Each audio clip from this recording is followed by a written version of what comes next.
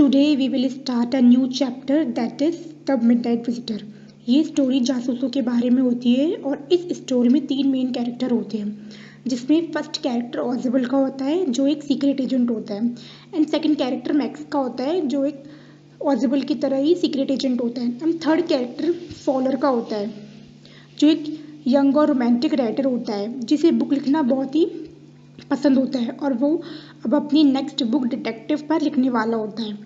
तो ये स्टोरी कुछ इस तरह स्टार्ट होती है जिसमें एक दिन फॉलर जो एक राइटर होता है ऑजिबल के साथ उसके फ्रेंच होटल के 6th फ्लोर पर जा रहा होता है जो सबसे टॉप पर होता है। एंड अकॉर्डिंग टू फॉलर ऑजिबल एक फैट पर्सन था जो बिल्कुल भी सीक्रेट एजेंट नहीं लग रहा था। ऑजिबल को फ्रेंच और जर्मन दोनों ही लैंग्वेज आती थी।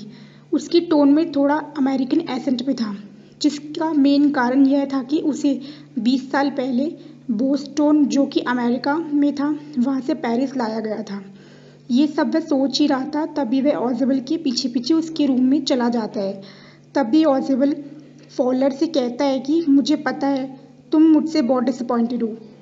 तुम्हें बताया गया होगा कि मैं एक सीक्रेट एजेंट हूँ और खतरों से खेलता हूँ। तुम मुझसे मिलने के लिए यहाँ इसलिए आए हो कि तुम एक यंग और रोमांटिक राइटर हो, और तुमने ये भी सोचा होगा कि तुम मुझसे मिलने आओगे तो तुम्हें मिस्टीरियस फिगर्स के बारे में जानने को मिलेगा, और यह भी सोचा होगा कि रात को मेरे हाथों में पिस्टल होगा और मेरे वाइन में मैं ड्रग्स मिला के पी रहा हूँगा। सही सोच रहा हूँ ना मैं?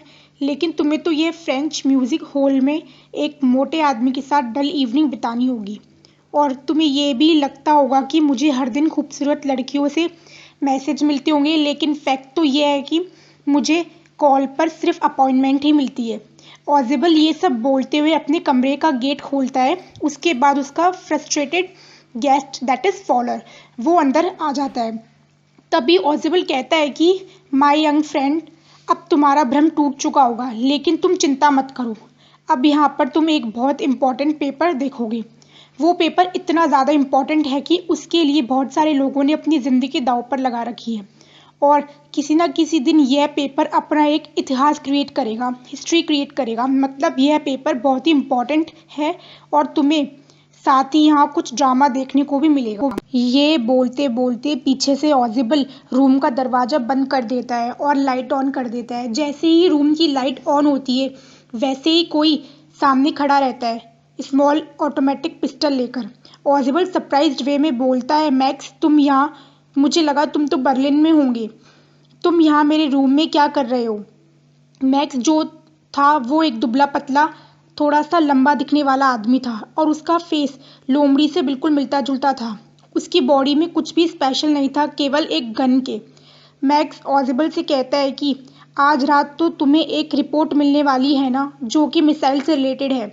मुझे लगा तुम्हें ये रिपोर्ट मुझे दे देनी चाहिए क्योंकि ये मेरे हाथ में ज़्यादा सेफ रहेगी। तभी ऑजिबल चेयर पर आराम से बैठकर कहता है कि ये महीने में दूसरी बार हुआ है कि कोई मेरे रूम में बालकनी से घुस आया है। इस बारे में मैंने मैनेजमेंट से ज़रूर बात करूँगा। तभी फॉलोअर की नज़र एक साधारण सी विंडो पर गई जिसके बाहर काली रात के सिवा कुछ भी नहीं दिख रहा था। तभी मैक्स कहता है कि मैं बालकनी से नहीं, पास्के की मदद से अंदर आया हूँ। अगर मुझे बालकनी का पता होता तो मुझे इतनी मेहनत नहीं करनी पड़ती। तभी ऑजिबल एक्सट्रीम इरिटेशन से कहता है कि ये मेरी बालकनी नहीं है, ये दूसरे अपार्टमेंट की बालकनी है। मैं एक्सप्लेन करता हूँ। ये रूम एक लार्ज यूनिट का हिस्सा हुआ करता था, और दूसरा रूम जो कि उस दरवाजे से होकर जा सकते थे वो लिविंग रूम हुआ करता था। उसमें ही बालकनी थी जो अब मेरी खिड़की के नीचे तक आती है। खाली रूम के 2 दरवाजे से होकर कोई भी मेरी खिड़की के नीचे वाली बालकनी से मेरे रूम में आ सकता है। पिछले महीने किसी ने ये यहाँ से आने की कोशिश भी की थी, फिर मैनेजमेंट वालों ने इसे बंद करने का प्रॉमिस भी किया, लेकिन अभी तक बंद नहीं किया। मैक्स ने फॉलर की तरफ देखा जो ऑजिबल से ज़्यादा दूर नहीं खड़ा था। उसने फॉलर को गन दिखाते हुए बैठने को कहा, और ये भी कहा कि हमें अभी 30 मिनट तक और इंतज़ार करना पड़ेगा।